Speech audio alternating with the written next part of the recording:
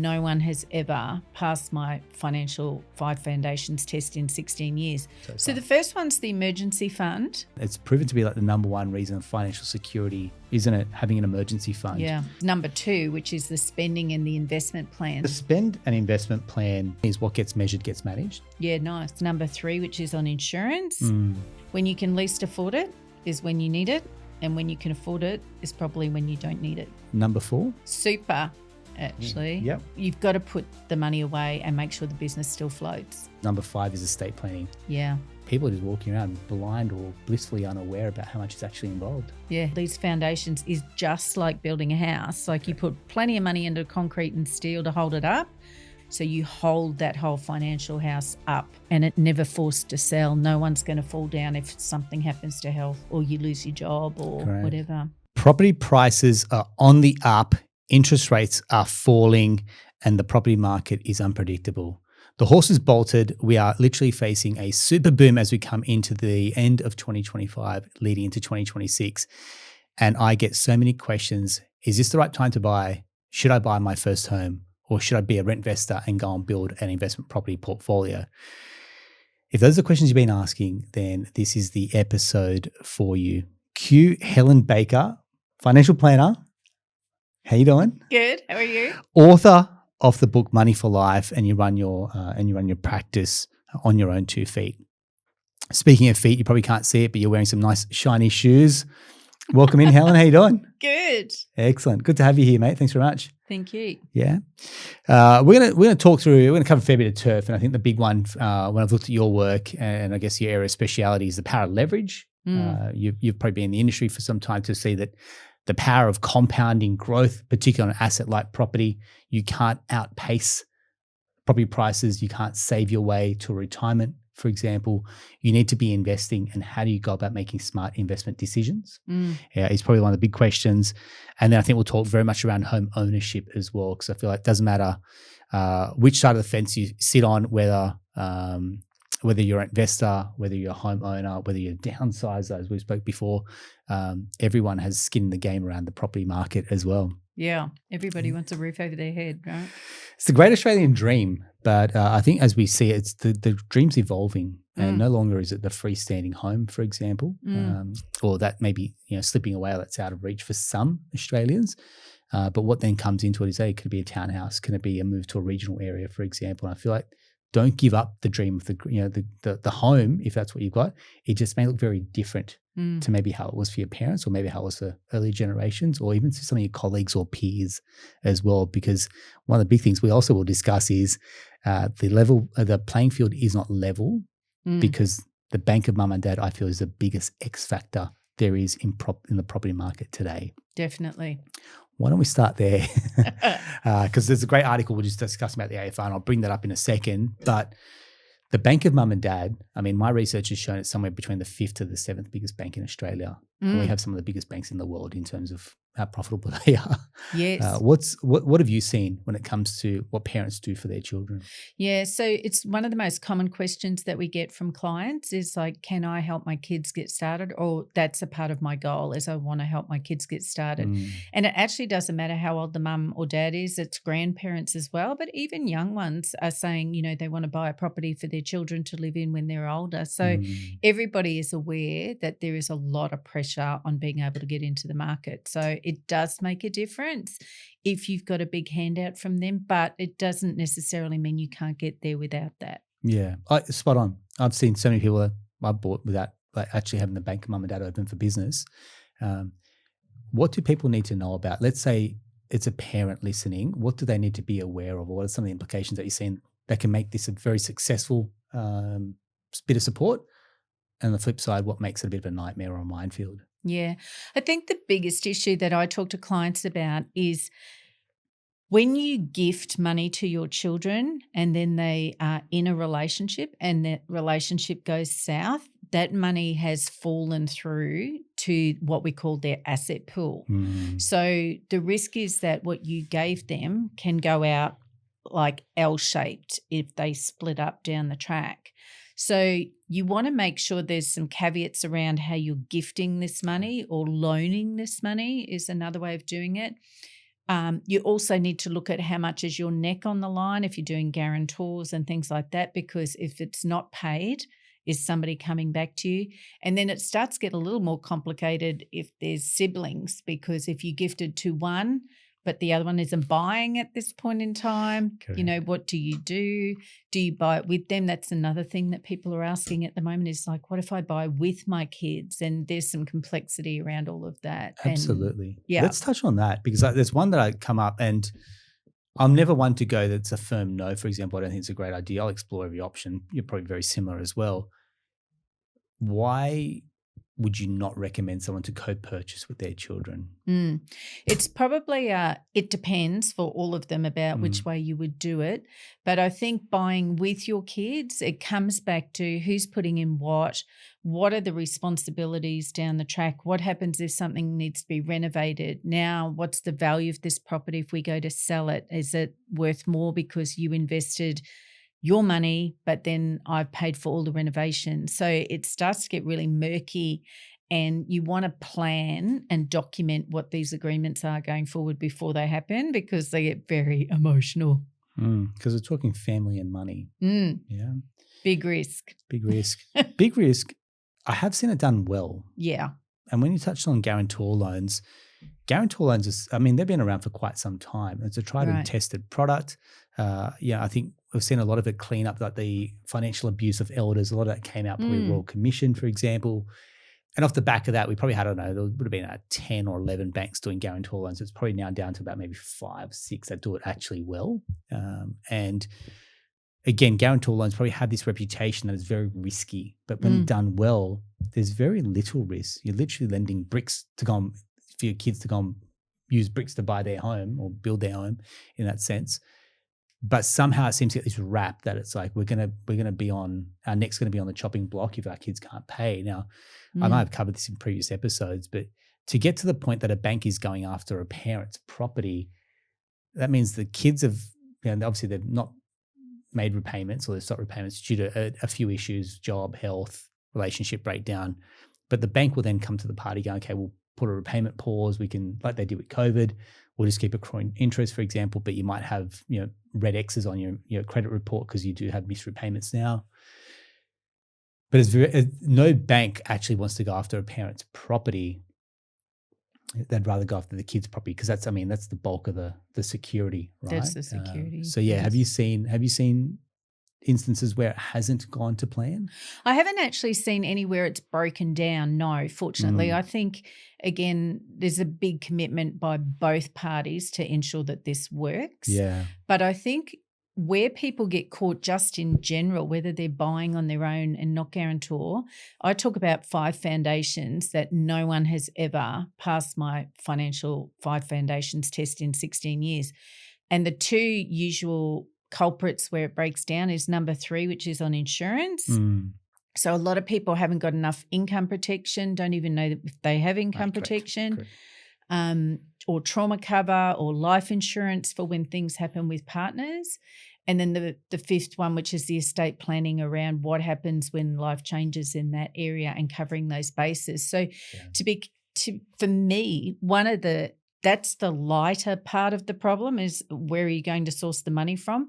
The more complex part I think that we want to make people aware of is all the bit that sits underneath. And ironically, I say to people, these foundations is just like building a house. Like you put plenty of money into concrete and steel to hold it up. From a financial perspective, you're making sure you've got all of these ducks in a row, everything documented, everything up to speed. So you hold that whole financial house up and it never forced to sell. No one's going to fall down if something happens to health or you lose your job or whatever. Yeah. I'm glad you've said those 2 parts. So the first one was insurances. Right. And we'll get to your 5 in a second so we don't forget. But number 3 is insurances. Number 5 is estate planning. Yeah. Now, anyone listening may have recalled Bernadette and I spoke about this. My wife and I jumped on and we spoke about this and we've done both of those and I cannot believe how much time it took. Right. So insurances, that took a lot of time, particularly as we run the business together. So it's key person insurance in there. You're right. We've taken a whole lot of new debt on. then it's a certain age now for me. I'm over 40, for example. Then there's blood tests to be done. So there's a nurse showing up at my house. Yep. Blood test, urine test, you name it. Yep. What else do we have? So that was the insurance side and going through, and then I think one of the providers had an exclusion on, so I had to move as well. And then the coverage was a certain threshold. Yep. So we kind of got to this. I think when you've unlocked a new level in a personal situation, you then go, oh, okay, this is I didn't think about this, and it's a whole raft of, that's obviously why you on the planning industry exists, is to make sure people are adequately covered. We'd be notoriously underinsured. I dare say people would have better insurance for their motor vehicles than they would for themselves. Yeah, absolutely. Because it rolls around every year and you're mandated. You actually have to have your car insurance, right? Yeah. Versus personal insurances, there's no mandate around that. So I dare say there's people walking around with a lot of debt that are not covered for it, and they think they're covered through their super. Yes. And then the super part becomes complicated now, because if you have small supers, the ATO will roll them over to themselves, which means you lose your insurance.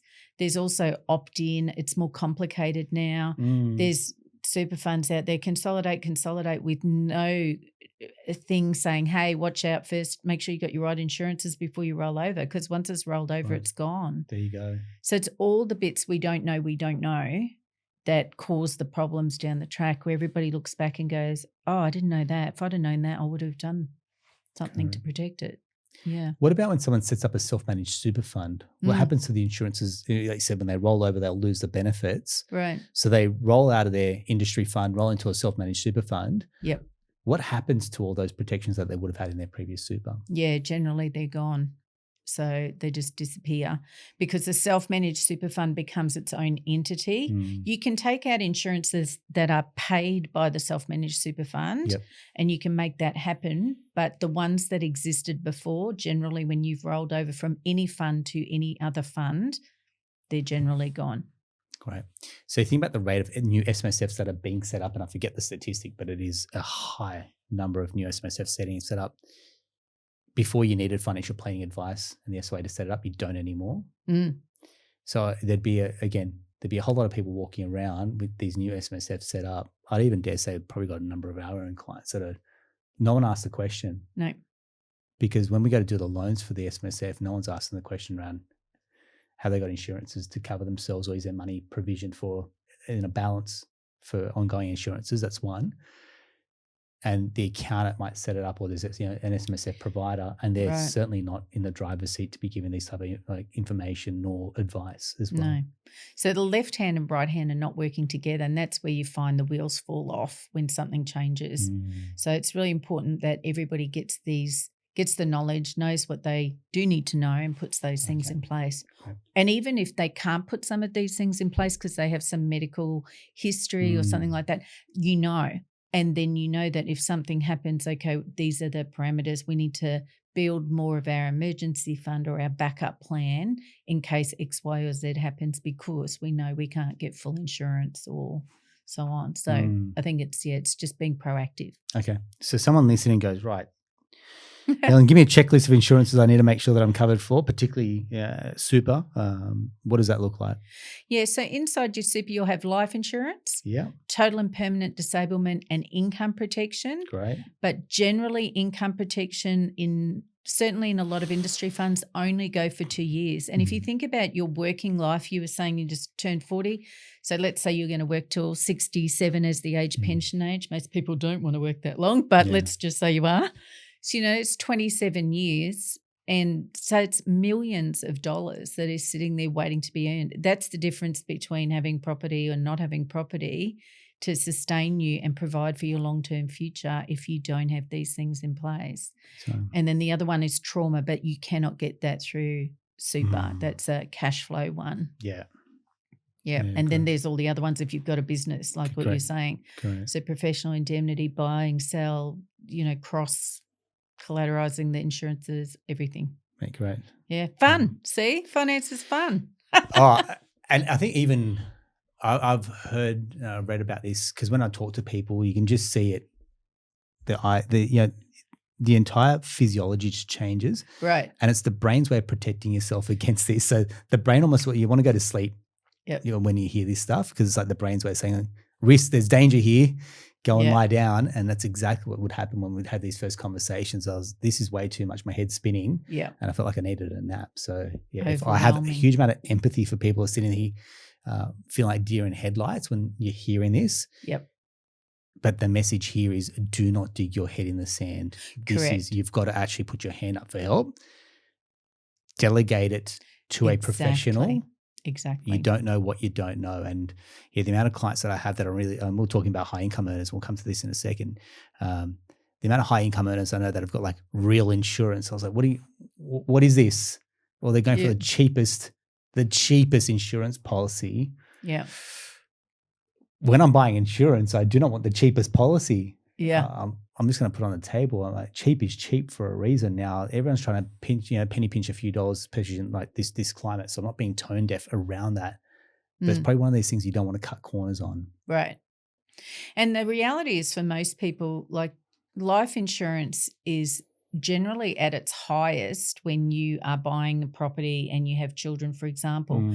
Over time, you're likely to need less. So these things can be reviewed and can be dialed down to manage the costs going forward. But there's a great saying that we say in the insurance world, which is when you can least afford it is when you need it. And when you can afford it is probably when you don't need it. Fair enough. I like it. Thanks very much. And so number 5 was estate planning. Yeah, that's the complicated world. I think it's the best bit of fun, but it's when you're buying property and certainly if other people are involved, these are the parts where, money coming down from above, from parents or grandparents, there's some special trusts that can drop down to you in, which helps manage tax and tries to keep it in the bloodline if you have a relationship breakdown or that goes bankrupt. And then the same for you with your kids and grandkids. How you want it to go down is really important. But then, making sure, again, nominations in super align with how the estate planning is being set up. So it's always about left hand and right hand working together. Great. I was even surprised going through the estate planning process was like the power of attorney process. So if I'm in an accident and I don't have my mental cognition to make decisions, who makes those decisions for me? Yep. And if they can't make those decisions, then who's next, for example? Yeah. And it cascades down. If I'm in a vegetable state, what happens at that point, for example? And you can feel like this is why people just do not go there, because sitting in that lawyer's office, I think we did it for about 3 hours. And what happens if both Bernie and I pass? What happens to our daughters? Yes. Then through trust, for example, and then keeping them ongoing until they're 18. Who takes care of them? If they can't take care of our daughters, then who can after that? Who manages my social media accounts if I pass away? And do I have permission to do that? Correct. This is exactly it. Yeah. Password to get access to my phone, for example. Yeah. What happens if it's just me or something happens to Bernadette, it's just me, and what happens to her parents or her family's involved with my kids as well, or our kids? And I did not realize the amount of combinations and permutations there were off the back of an estate plan. Yeah. And again, you underestimate how much time it's probably going to take. And even from where we last did it to then, we had our second daughter. We hadn't even updated it. So Zara was not even in our estate plan. It's very common. Yeah, correct, right? And then I think when you have relationships change, blended families, for example. Yep. We see this again with super where people have left, where their beneficiaries when super was for their ex, for example. And just the amount of life admin that comes along with life in general, people are just walking around blind or blissfully unaware about how much is actually involved. Yeah, it is blissfully unaware, which is kind of nice, but you have to do it. You have to do it. You have to rip the Band-Aid off. And I think if this is something you've struggled with, reach out to us. Obviously, you're here and we say any guest that comes on is not here to plug, promote, farm, fish, or business. No. Very much learning, sharing, educating as well. But if it's something you need a hand with, do not dig your head in the sand. Maybe this is the little wake-up call that you need to go, right, I need to take some action and I can't do it myself, nor do you want to do it yourself. You need a helping hand and a specialist and an expert to guide you through here as well. So maybe this is the nudge to go, right, we're here. It's kind of late August, early September. Maybe this is something I do and resolve by the end of 2025, and you can finish the year going, yeah, I'll tick this off my list. Yeah. And maybe it's something you go, right, I'm okay with it, and something you revisit, just like when you go annual reviews maybe across your loans or your insurances. This is something you review on an annual basis moving forward, just so it doesn't like go off the path too far and you got to bring it back in, like I said, with our second daughter and leaving her out, which she would be unhappy about, I'm sure, at some point in the future. Mortified. All right, cool. So, we've covered a bit of turf. We talked about the bank of mum and dad. I think that's a really important one. You said there was 5 points that I guess 5 key points here. Yep. What are the other 3? Because we've covered 2 so far. So the first one's the emergency fund. And nice one. We were talking before about, high income earners. And so one of the things I've seen with clients on high incomes is generally they don't get a job straight away if something changes, like if there's a redundancy or they actually leave. It can take some of my clients over a year. Over a year. You're spot on. Before they can get that kind of gig that they're used to getting at that. Those kind of jobs don't come up every 5 minutes, right? Okay. So we're talking about, when you start to move, particularly upwards, a lot of our clients, high income earners. And so when you start to move into the senior levels, 250, 300, 400, keeps going, or clients that are then earning significant dollars off the back of that. Yeah. And then I have a look at the assets and liabilities, and I'm not breaching any type of confidentiality, nor am I judging, but when I look through it, it's asset rich on paper, like income rich on paper, but there's not much to show for it afterwards. No. And if you said to them 5 years ago you'd be earning $500,000, they would feel like they were loaded. Yeah. And so that's where the term Henry's comes from. High earners, not rich yet. Yeah. Yeah. And there are so many people, I feel like even at a C-suite level that I deal with, that do not have assets that are compounding or working for them. And it's a real tragedy because they're working very hard for these incomes, but the income isn't working hard for them. No. And again, you and I were talking before, and I've said it plenty of times on previous episodes, when you have such a high income, the greatest risk isn't investing in the wrong property. The greatest risk is actually losing your income. Yeah. Because the property market can be very forgiving. Yeah. And you could buy it and over time it can shoot up in value. You can add some value, or you can just exit a market, worst case scenario. But when you lose that income, here's what also happens. It's the scar tissue that comes with that, because you lose the income, you come out of the market for say 6 months or a year, because these recruitment processes are arduous. Yep. Right? As these income bands, 4 or 5 round interviews, got to go to the board sometimes, sign offs, they put a headcount freeze, for example, so it can stall. And then you get to the very end, and then you might have a large percentage tied up in a bonus, so your base versus your bonus or stock or whatever it is. So the actual usable income sometimes is lower compared to what a bank will actually take. That's another big one. True. And then you're probably a little bit burnt, so you're not really rushing to go and buy properties or invest, because you're going, once bitten, twice shy. I've lost my income, and now I'm a little bit nervous about leveraging myself again. Yep. Yeah. Talk us through the power of leverage, because I feel like that's probably something that, again, you're probably very close to your heart on as well. Yeah, I think it's great. That's one of the things, I say to people, be kind to yourself as well. Sometimes people are, I can't get in the market, or I do, and that's all I've got. But when you think you're investing for the next 20, 30, 40 years, even if you retired, you don't pull all your money out of super and spend it all in one day. Like, it's there to work and generate an ongoing income for you, just like a rental property does, just like, the opportunities you can have with your own property. So the main thing here is, if you get in, you've started on the journey. Yeah. And then from there, the banks love to loan against property, whether it's used to buy shares or whether it's used to buy more property. You have options once you've got something in the game. Yeah. So that's the power where you start building on top of it. And doesn't mean you have to go and buy, there's lots of portfolios out there about books. I'll buy 10 properties. A lot of people don't want to do that, or it's just insurmountable, but there's opportunities for you to get ahead, whether it's an extra property or 2 properties, or whether you want to be the bank of mum and dad that builds something. There's opportunity there once you're in the market and building some equity. You have choice. You've nailed it. You have options. Once you're in the market, it's compounding, it's increased in value, for example, at that point, you speak to people, they won't even remember what the interest rate was when they first bought. They won't even remember how stressful it was. Right. They're looking at the outcome going, geez, I'm bloody glad I made that decision a decade ago to get in and look at the Brisbane market, particularly where you're from. 10 years ago, you probably said to some people, and like, I'll just sit back and wait. And now they cannot get into that market at all. And you go Sunshine Coast, Brisbane, Gold Coast, Southeast Queensland. There are some markets that people are locked out of completely, where probably 5 years ago when they had the opportunity to get in, they're not. No. It's a bit of a tragedy. Yeah, the world has changed. And it's actually not just Australia. It is a worldwide phenomenon that this issue, this opportunity/issue is everywhere. Yeah. And people look into politicians to try and solve it. I'm like, they cannot. This horse is bolted. My words exactly. The horse is bolted. Yeah, it's not like everybody's just going to go and sell their property now for half the price it was before. There would have to be some major worldwide catastrophe that would do that. Could happen, but Do you keep an eye on this 18.6-year property side? Have you seen this? No. Okay. This is another one of these. Well, this is the one doing the rounds, probably on YouTube. We say this, we probably have this on YouTube as well, but it's one of these clickbaity.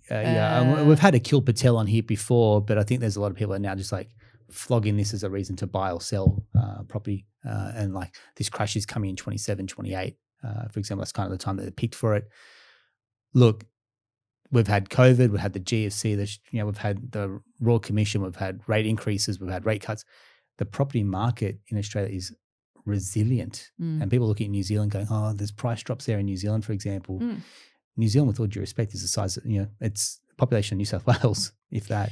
And even Melbourne at the moment has had a decline from where it was as well. But has it declined by half to make it, so cheap and affordable or different to like what it was before?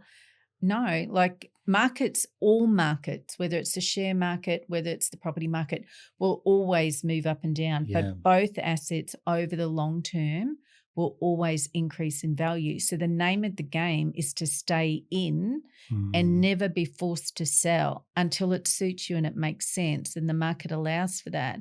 So that's why it's important to have those foundations. So if you get sick, if you can't work, you are not forced to sell, because Murphy's Law says as soon as you're forced to sell, it's in a downturn that you have to sell. Or in property, they can smell that you're desperate and then you get peanuts for, what it is. So it's doing smart things always and having your backup plan. I'm glad you mentioned about Melbourne, because this is the whole, when people say, when the market drops, I'll get in. And so the Melbourne market has dropped. Not increasing.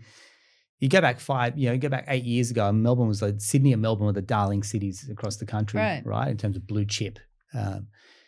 And so this really flies in the face of like psychology of investing when you go, right, if the market drops, I'll get in.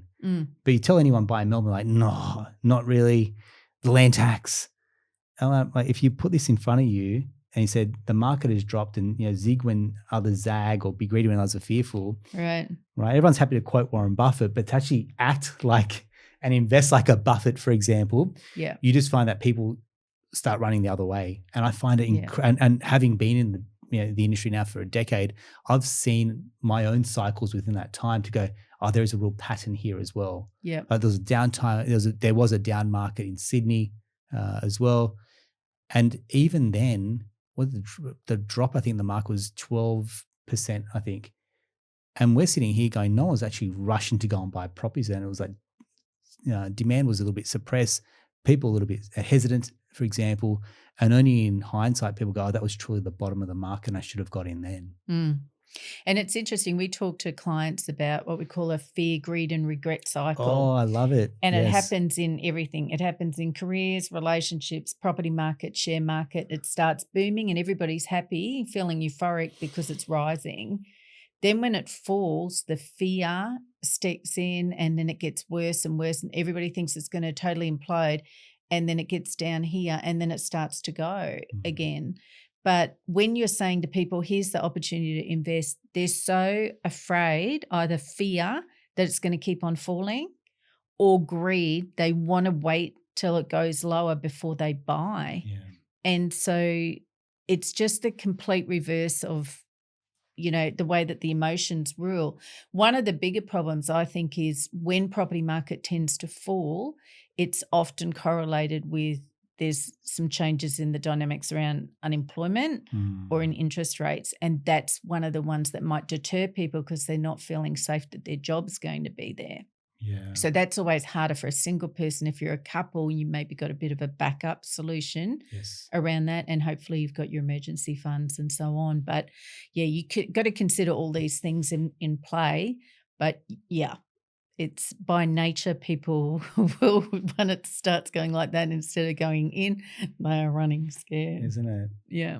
It's I've seen that plenty of times, and it's so you look back at it, it's so true. And people in that regret. You watch the Melbourne market will turn.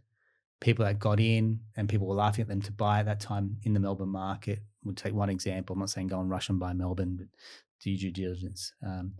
But then when the prices start to pick up, people are like, I should have bought then, and then they'll live with, to your point, live with that regret, and then it just puts them into a deeper hole. Around investing as well. And I think that's the difference. I've talked about this in one of my other books about, if you're an investor or a speculator, because if you're trying to make money quickly like that, then you're not really an investor. An investor is hanging on to these assets in order to produce an income for you going forward. So whether it's your super, whether it's shares, whether it's property that's providing the income stream, because that's technically what we're looking for. We all need an income stream so we don't work. That's whether it's you want to do that at 40, 50 or 67 at 70.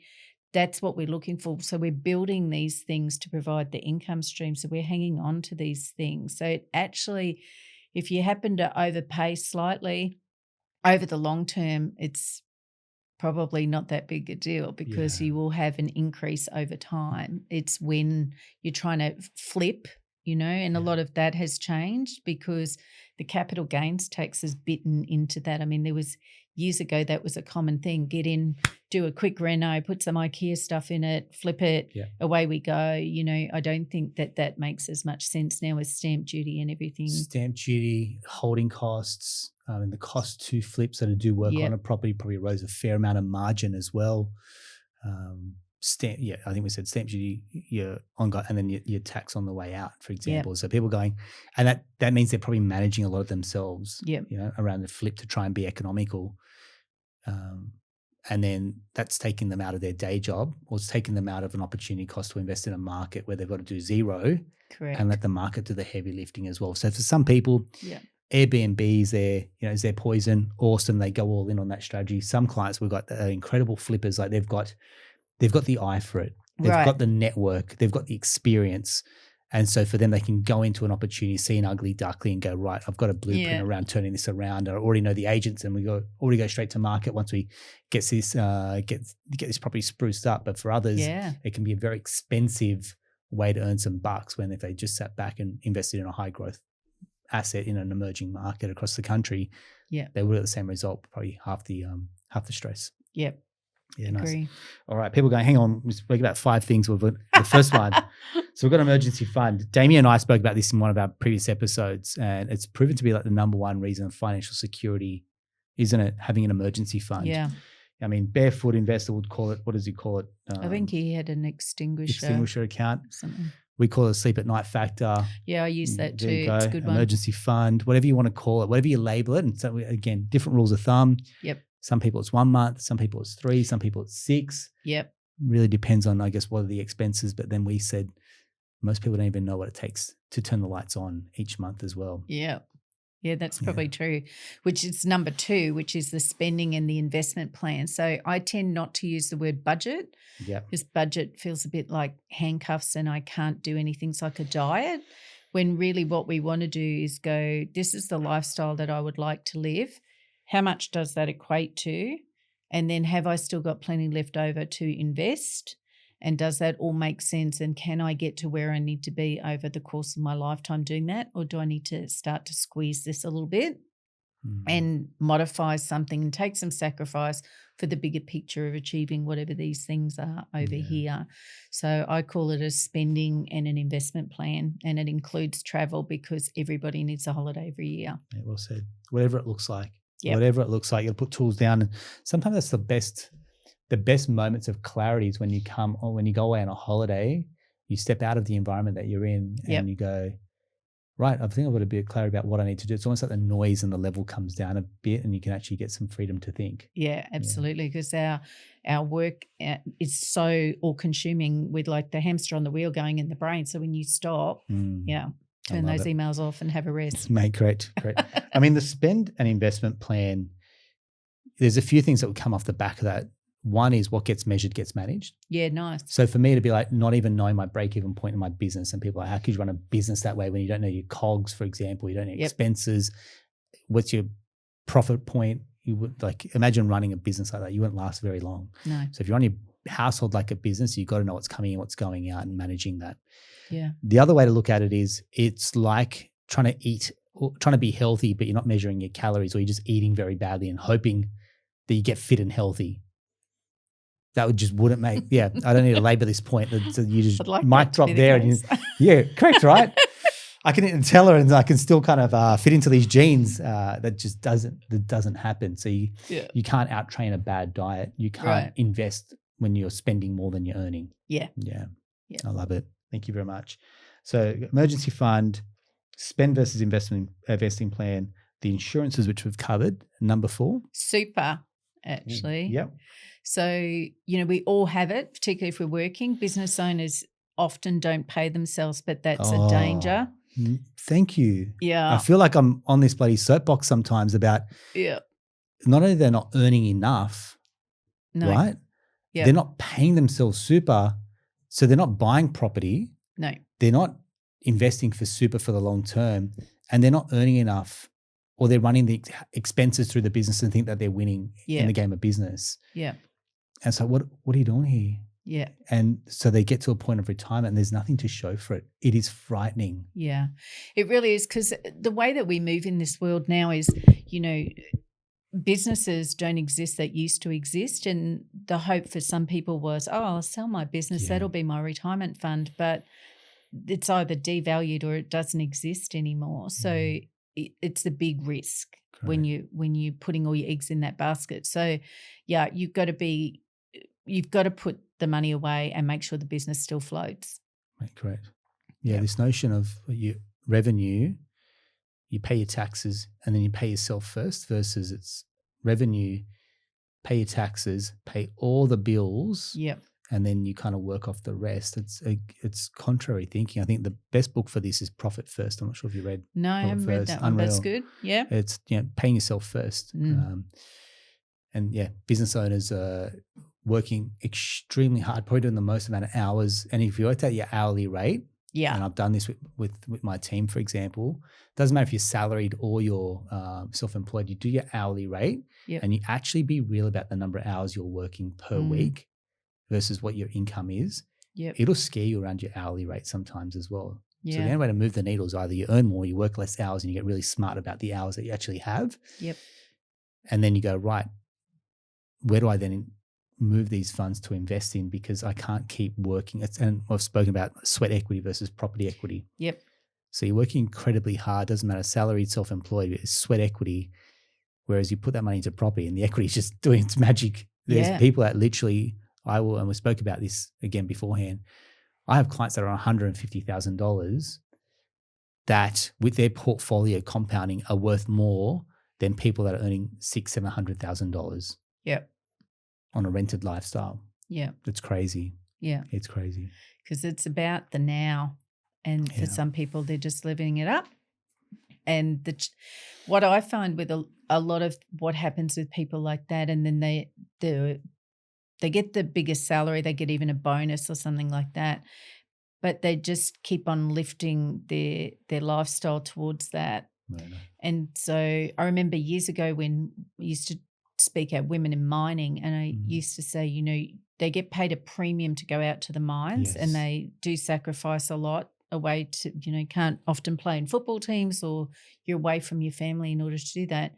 But if you lived according to what the average salary was and banked the rest for the duration that you're doing this 2 to 3 years that you're committing to go and do this, then you've got a significant amount to make a big difference to your investment opportunities.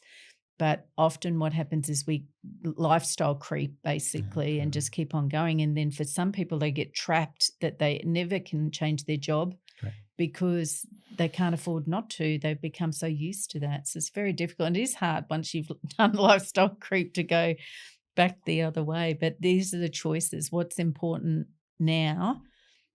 At some point, the money will turn off. So, what does that look like in retirement if you haven't built all these things that you need to build to maintain it? And to your point, if you do smart things with that, it is working for you and you can continue a really nice lifestyle down the track. Absolutely. Yeah. At no point are we saying compromise your lifestyle or go, that's it. The whole FIRE movement where you try to, reuse tea bags, that's absolutely not, there's no livability or enjoyment in that. No. The holidays don't have to be to Europe. No, business class. Right? They don't have to be because it hasn't existed until there's a photo on socials. Yep. It doesn't have to be a European car. Right? There's some type of, I don't know, there has to be a bit of an ability to call this out. And I've said this so many times on our podcast. There's a reason why I don't finance vehicles in our business. One of the few brokerages that leave asset finance on the table gladly. I will not finance motor vehicles. What a waste of money. And not only does it take away and become a depreciating liability, it takes you away from being able to invest in income producing assets. Yeah. And if it hits a nerve, I hope that does, because I can only speak to how many people are tuning in here. But the data is, and I worked at CBA, so we knew cross-sell. The second that you bought a new home, there was a 60% likelihood that you would go and buy a brand new car within 3 to 6 months of settling in your new home. Right. So you talk about lifestyle creep. Yeah. That's not a creep. That's a lifestyle uppercut, isn't it? Yeah. Makes a big difference. Yeah, big time. Thank you very much. So we've gone through the 5. So I just want to recap. You got your emergency fund, you got your spending versus investing plan, you got your insurances, super, and estate planning. Yep. A lot of housekeeping there. Yeah. Yeah. But the good thing is once you've kind of set that up, you can tweak things all the time. It's not big chunks all the time. Like you were saying, 3 hours with an estate planner. You wouldn't probably do that again until your kids are 18, Correct. Yeah, until we get the next round of property acquisitions or the next big windfall in cash or whatever it's going to be like. There'd be a major event that will then trigger us to then go and update it. Yeah. So it's not something you're regularly checking in on. It's annual or biannual reviews. Yeah, check it out every annual review. Is it okay? Do I need to tweak anything? Yeah. Yeah. Thanks very much. Coming back to home ownership, and you probably again deal with this with parents, or now that you mentioned about the kids and the bank of mum and dad. Is home ownership out of reach for a lot of Australians? Do you feel? I don't think it is, but I think we have to consider what our expectations are. So as an example, my first house was, I don't even know if you could do it these days, but it had no bricks around the outside, and my brother it was a bricklayer, so he would come and do that when he was rained off under the cover. It had the blue paper on the outside. There was nothing on the floor. It was just the basics to get in and then as money was saved, then you did something else. You added the carpet or you added the tiles or you did things. So, in the market, it was tough back then as well. Interest rates were 17, 18%. And then we went through the recession we had to have. I'm showing my age now. But, these are the things that we faced. And I think that's where, you learn these things about the foundations is like, how do you still stay afloat through these certain things? And I think it's hard now for a lot of people to have a nice, really nice fancy house as their first house. But really all we're trying to do is get in and get going. We can use our leverage and do some different things and build towards the next one and start to look at what you can do. So I still think you can get in, but I think we maybe have to compromise from what our expectations were, Mm. or we make some sacrifices to achieve what we really want and make some Yeah, changes. So sacrifices could be, I'm going to choose to rent, say close to Sydney or Brisbane, in your example, but I'm going to invest across the country. And it means that you're kissing away first home buyer benefits, which really doesn't suit anyone. Their income capped or their price capped, and that doesn't really suit a lot of first home buyers, to be honest. So you go, right, I'm going to go on the path of becoming a rent investor. And you've really got to make peace with the fact that you're going to be renting. I'd say if you really want it to work, you've almost got to rent for nearly a decade. Yep. If you want to build out a portfolio that you could choose to then sell, supercharge your deposit to then buy into the area that you want. Yep. Or you then go, right, we're going to lug around this giant mortgage, for example, and that means you're handcuffed to your job. And it's, Damien and I speak about it, it's a bit like your house poor, like you're probably servicing a good chunk of your net income towards your mortgage, and then household running expenses that come with that as well, but you're not renting. Yeah. But it means that you might be locked out of buying an investment property for some time as well. Yeah. Because your borrowing capacity might be capped. So these are the decisions when you talk about, hey, look, it might be different for you.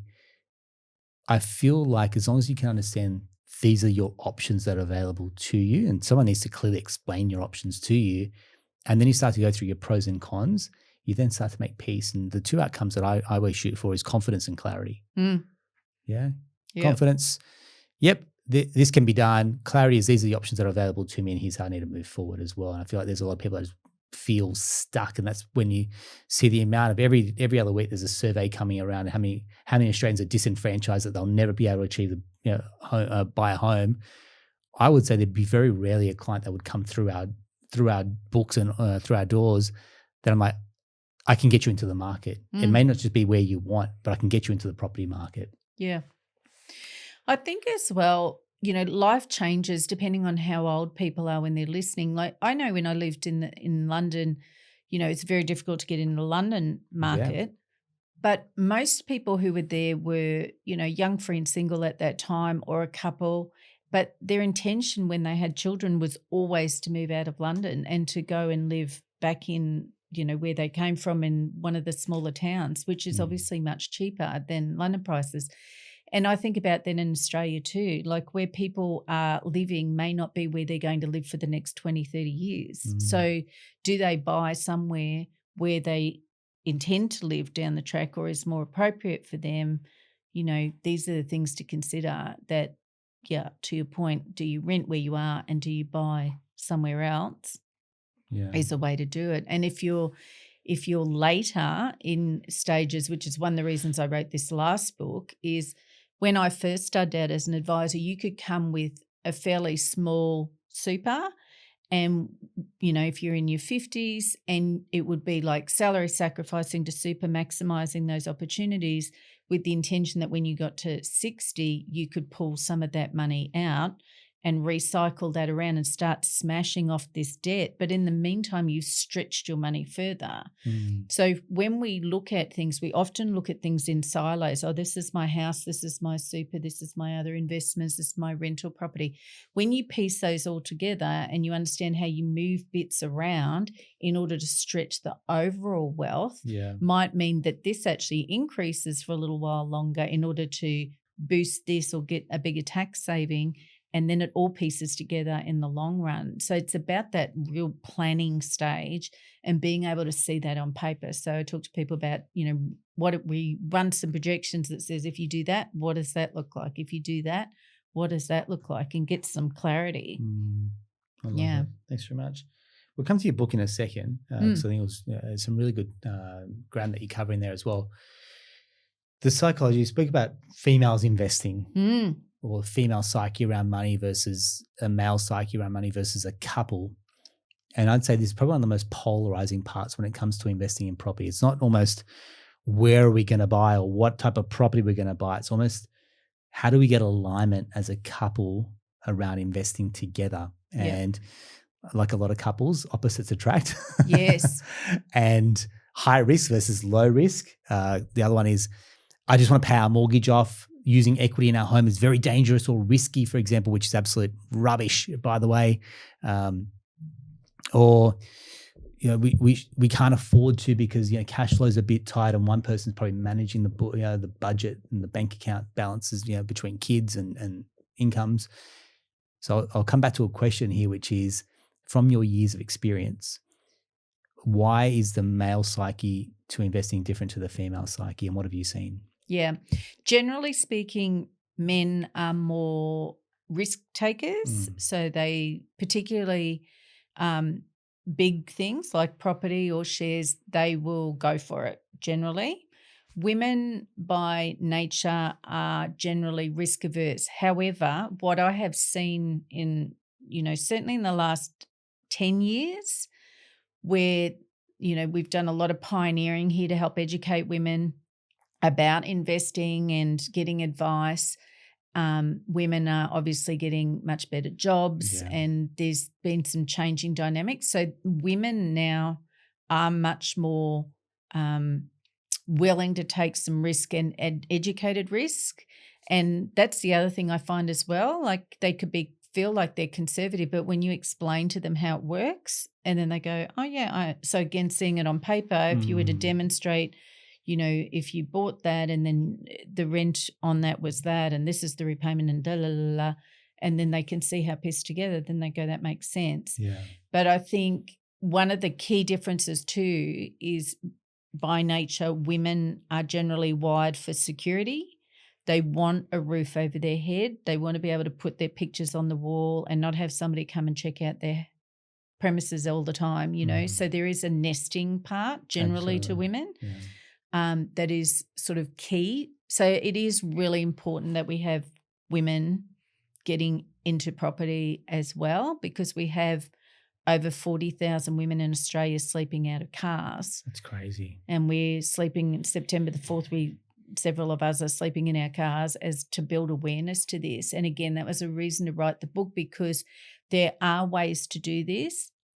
And even for the people who are over 50, there are ways to get in. If you're earning a reasonable income, you can use ways to put money into super and pull it back out down the track. And again, building a big picture, long-term commitment. Yep. But we have to get this property. So you actually just cannot live off the age pension and pay rent. Mate, correct. If that's the strategy, is I'll just limp my way into retirement and try and save up, and there's no way you can save yourself to a good retirement. Yeah, you've got to take some action. And, I always say the time is your friend when it comes to investing. And you mentioned before about people putting their head in the sand. I remember years ago, people who would say, oh, I wish I met you 5 years ago or 10 years ago. And I'd say, yeah, me too, but you still actually have time, and the difference that you can make within this period of time where you're still working, because as long as you've got income, you can start doing something and get yourself ahead. So you can always stretch yourself. Or if you were earning the really high income, but now you've changed and gone, okay, I've had a really good fun period. I remember ladies saying, 20s was for fun, 30s was for my career, 40s now I need to knuckle down, I'm getting serious now. So, different things happen at different times. It's about achieving your goals. How important is it to you? Then you will find a way to make it work. Yeah, nicely said. Thanks very much. And I think there's some merit in when you go, men are risk takers and females can balance that energy. It's a good balance. Yeah. Because if it was left to me, man, I'd bloody run probably our household finances into the ground. Yeah. Whereas I've got a great partner in Bernadette, and she's almost there might be a little bit of emotion, but there can be a little bit of logic that comes into it as well, going to think this through. Yeah. We don't have to be hasty or rash when it comes to investing. It's, hey, this is what needs to happen. This is when. There's what we call a tempo energy that can come with that, which is what I think a lot of females bring to the table, and a lot of males will see it as like being a handbrake. Yeah. Whereas maybe it's just a good way to balance this out. And again, you've heard me say plenty of times on previous episodes, you can't build a house of two different blueprints. You can't have two different floor plans and trying to build the same house. There has to be some level of compromise. Yep. Some functions will work better than the other, for example. Incomes are different. Yep. Risks are different. Upbringings are different as well. And I think there's got to be a way that people can have conversations around money without it kind of turning into a bit of an argy-bargy. Yeah, absolutely right. And often, like, the women sort of want to push ahead and get advice, and I've seen the opposite, where the guys are not doing anything because they're like, oh no, we don't need to do that, or I've got it under control, and then they're missing out on opportunities. So yeah, it is a team effort, I think. And even who becomes part of that team, because one partner will then go, oh, I met Helen and she sounds great, and the other person's like, who's this Helen person and what's she about? And I don't like her shiny shoes. Or they'll meet us and go, yeah, my mate's a broker, and it's one person. Then it's almost like if one person has to lead and drive it, then you got to take the other person on the journey with you, and not expect them that I'm going to do all this and drop it in front of you. Now go sign all this paperwork. Yeah, it just doesn't work that way. No. Yeah. No. Cool. Thanks very much. Let's touch on your book, for example. I mean, you said you've written a few books now. I had a look online, and you've been busy. Yeah, a little bit too busy. No more. Not doing anymore. So, yeah, this one was really because, the goalposts have moved, and where a lot of people were able to get financial advice before, there are less of us out there now post the Royal Commission. Take us through, do you know the stats around how it's much? About half. That's crazy, isn't it? Yeah, so I think it was about 27,500. Now I think it's about 14,000. And yet more and more need, because we have more and more wealth spinning around. Do you know what I mean? There's like these things that we're talking about, banks of mum and dads retiring. People have supers now. They didn't used to have all of those way back. It was very small. So there is a need, very much more need for advice. So what I was trying to do was go, okay, if I put in here things that I hear clients asking regularly into a book, then at least people can get some knowledge and absorb that information and make some good decisions if they cannot get in front of an advisor. But I always talk about avoiding a mistake, and then taking action is key. So helping people with that kind of thing is good. Excellent. So Money for Life is the name of your book. Take us through what would people get off the back of spending some time reading your book? Yeah, I think it's certainly we touch on the 5 foundations, but briefly, but it talks about, do I buy, if I'm buying with somebody, so we're talking about home ownership out of reach, do I buy with my brother? Do I buy with my friend? And I have success stories about how that has worked and where it's been appropriate. But how do you protect yourselves in those environments, and understanding, do you buy it as joint tenants or tenants in common? And then again, how do we do the foundations around that? So looking at those things, talks about downsizing, whether you should or shouldn't, when should you, what are the reasons why you would. Talk about having your team with your mortgage broker, all the people that you need who can give you advice and come together. We talk about the bank of mum and dad is another one. Rent vesting is another one. Like lots of ways to just try and think about, how can I get in the market? What are my options? What are the hurdles I need to jump through? What are the things I don't know? So it's the feedback from a lot of people is that, oh, I didn't realize that. Even professionals who have said, oh, yeah, I didn't know that. That was good. So, hopefully it pays for itself, and I'm not buying a Porsche with it. It's only goes to charity. So, I've written a book. I don't think you write it. I don't think you're buying very many cars sometimes with how much you make off a book. Correct. That's for sure. Yeah, it's backwards actually. Unless you're selling millions and millions, and then good luck. But this is the point. I think the book is a really good vehicle to get into people, and it's one of these topics that you need to read, absorb, because if we could keep telling, and so many conversations you probably have with people, and you've got to say it again and again, not because they're silly or they can't understand it. It's just there's so much new concepts coming at someone. It's too much to actually take in a one-on-one chat. For example, I think the book is a wonderful format. Some people love the tangible, like the tactile element of reading.